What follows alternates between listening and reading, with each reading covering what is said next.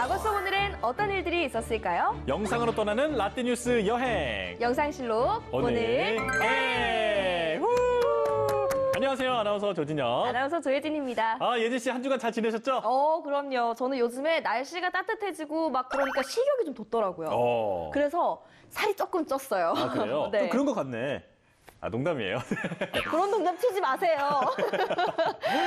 자, 5월은 가정의 달인 만큼 시청자 여러분도 가족들과 함께하는 시간을 가져보면 어떨까 싶은데요.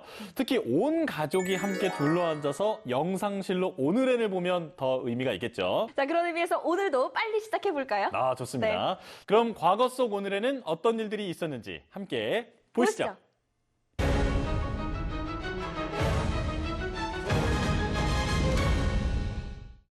예진 씨 혹시 우표 수집 같은 거 좋아하세요? 우표 수집 옛날에는 그 크리스마스 씨를 모아봤는데 우표는 모아본 적이 없어요. 아니 근데 지금은 사실 핸드폰 문자나 이메일을 많이 주고받잖아요. 지금도 우표가 나오기는 하나요? 저도 안 본 지는 오래됐는데 네. 우리가 잘 사용하지 않아서 그렇지 당연히 우표는 발행이 되고 있어요. 저 어릴 적에는 그 주변에서 우표 수집이나 뭐 스티커 수집하는 친구들을 종종 발견할 수 있었는데 요즘엔 다 그 포켓몬만 모으더라고요. 그것도 구하기가 어렵대요. 그러니까요. 정말. 그렇다면 혹시 세계 최초의 우표가 언제 등장했는지 아세요? 글쎄요. 언제 등장했을까요? 1840년 5월 6일 영국의 교육자 로랜드 힐이 만든 세계 최초 우표가 탄생했습니다. 당시 세계 최초로 발행된 우표는 영국 여왕이던 빅토리아의 즉위식 기념 메달을 소재로 디자인한 1페니짜리 흑색 우표였는데요. 이 우표의 이름은 페니 블랙 원페니였습니다. 아니 근데 이전에는 그 우표라는 개념이 없었을 것 같은데 어떻게 만들어지게 됐는지 좀 궁금하네요. 우표가 공식적으로 탄생하기 전에는 그 우편 증지라는 걸 활용을 했거든요. 네. 하지만 당시에는 주로 편지를 받는 사람이 우편 요금을 부담했고 거리별, 무게별로 요금도 달라서 아주 번거롭기 때문에 사실 효율적이지 못했다고 합니다. 그러니까 이전에도 우표를 대신한 우편 증지를 사용하긴 했었네요. 네. 그리고 최초로 붙이는 식의 우표를 구상해낸 사람은 로랜드 힐이 아닌 스코틀랜드의 한 책방 주인이자 인쇄소 주인인 제임스 찰머스라는 사람이었습니다. 그의 아이디어를 듣고 힐이 영국에 제안을 했고 그 제안이 받아들여진 거죠.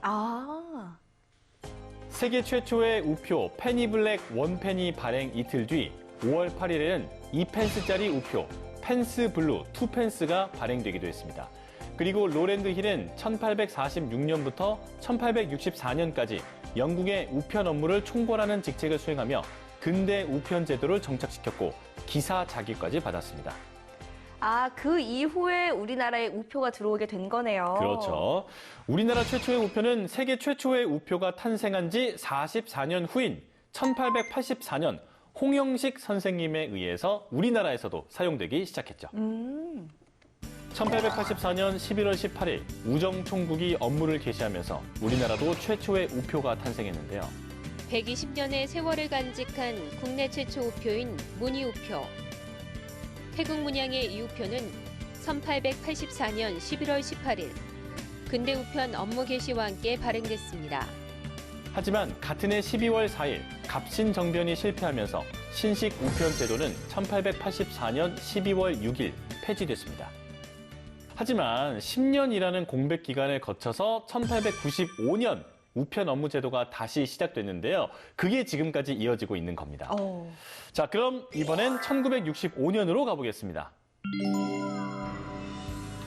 예술은 고양이 눈빛처럼 쉽사리 변하는 것이 아니라 뿌리 깊게 한 세계를 깊이 파고드는 것이다.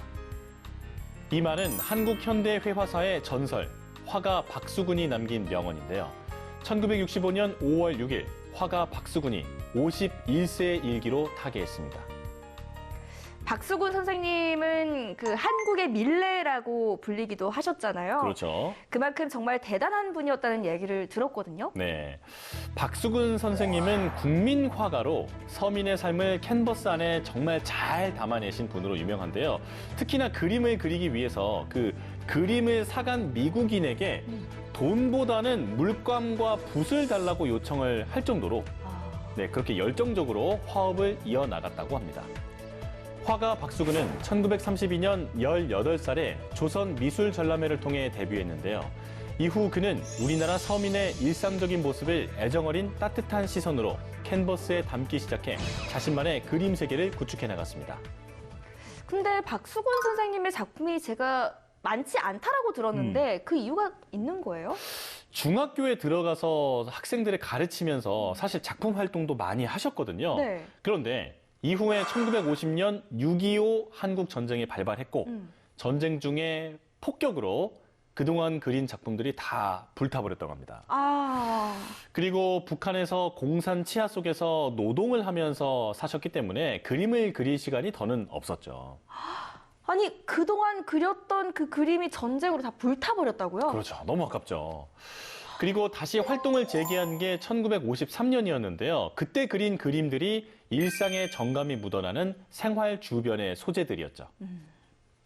그냥 있는 그대로 꾸미지 않고 뭐 일제강점기 6.25 4.19 5.16 감원 홍수 전염병 보릿고개 이런 게 오더라도 피하지 않고 그것을 다 끼워놨어요. 아버지는 그걸 전부 다 배척을 안 했어요.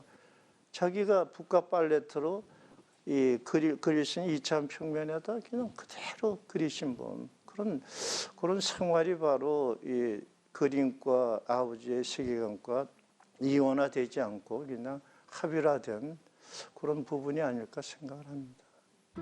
천부적인 소질을 타고난 박수근. 그는 생전 개인전 한 번 열어보지 못했는데요.